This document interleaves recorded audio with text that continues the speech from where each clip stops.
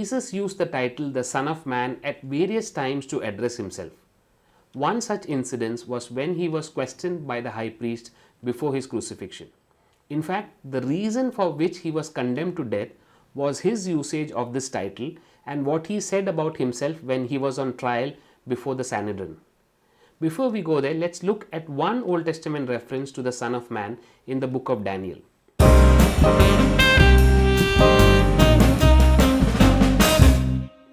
Daniel, after narrating his dream about the four beasts and the major kingdoms they represented, goes on to write a vision of what he sees in heaven. Let's read from Daniel chapter 7. As I looked, thrones were set in place, and the Ancient of Days took his seat. His clothing was as white as snow. The hair of his head was white like wool. His throne was like flaming with fire, and its wheels were all ablaze. A river of fire was flowing, coming out from before him. Thousands upon thousands attended him. 10,000 times 10,000 stood before him. The court was seated, and the books were opened. In my vision at night I looked, and there before me was one like a son of man, coming with the clouds of heaven. He approached the Ancient of Days and was led into his presence. He, that is the Son of Man, was given authority and glory and sovereign power. All nations and peoples of every language worshipped him. His dominion is an everlasting dominion that will not pass away, and his kingdom is one that will never be destroyed. Here again we see God the Father called as the Ancient of Days taking his seat. His clothing was as white as snow. The hair of his head was white like wool. His throne was flaming with fire, and its wheels were all ablaze. A river of fire was flowing and coming out from before him. Thousands upon thousands attended him. 10,000 times 10,000 stood before him.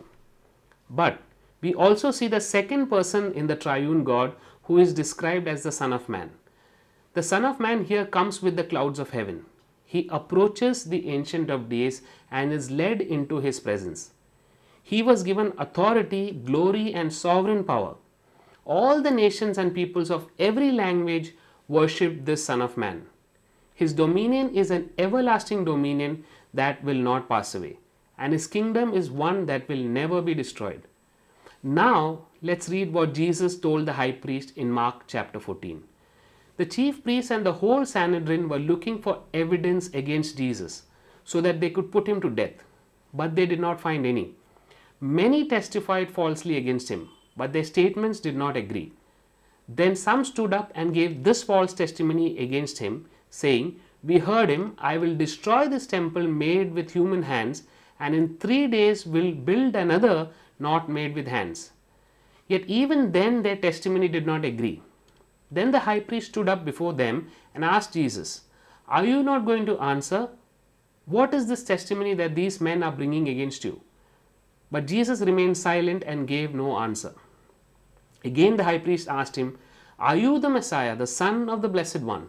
Jesus said, "I am, and you will see the Son of Man sitting at the right hand of the Mighty One and coming in the clouds of heaven." The high priest tore his clothes and said, "Why do we need any more witness? You have heard the blasphemy. What do you think?" They all condemned Jesus as worthy of death. One of the questions that the high priest asked Jesus was, "Are you the Messiah, the Son of the Blessed One?" Jesus answered saying, "I am," and said, "You will see the Son of Man sitting at the right hand of the Mighty One and coming in the clouds of heaven." In other words, Jesus claimed to be the divine Son of Man from the book of Daniel, who will be given authority, glory, and sovereign power. By claiming to be the Son of Man, Jesus was saying, one day all nations and peoples of every language will worship him. That would even include the high priest and all in the Sanhedrin. He was saying that his dominion will be an everlasting dominion that will not pass away, and his kingdom will never be destroyed. Jesus, according to the Sanhedrin, had just committed blasphemy. In other words, in their understanding, Jesus as a mere man claimed the attributes of the divine God. So he was condemned to death as per the law of Moses. We worship this Jesus who has all authority, all glory, all sovereign power. We worship Jesus, whose dominion is an everlasting dominion that will not pass away. We worship this Jesus, whose kingdom will never be destroyed. Amen and Amen.